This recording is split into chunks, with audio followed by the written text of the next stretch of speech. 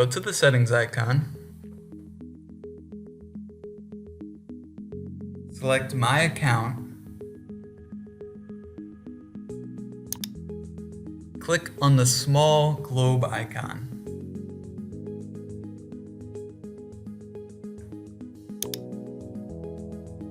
Select Enter your domain address and put in your domain without the www prefix.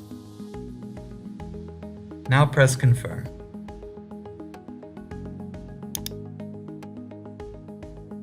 Press on the redirect icon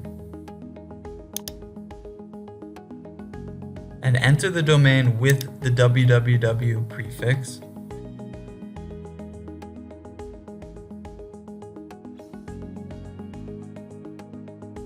There are two types of redirections to choose from. Type 301 is a permanent referral of the visitor to the new URL.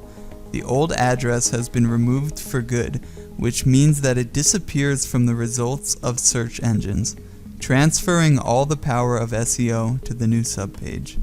Type 302 is a temporary referral of a user to a different URL.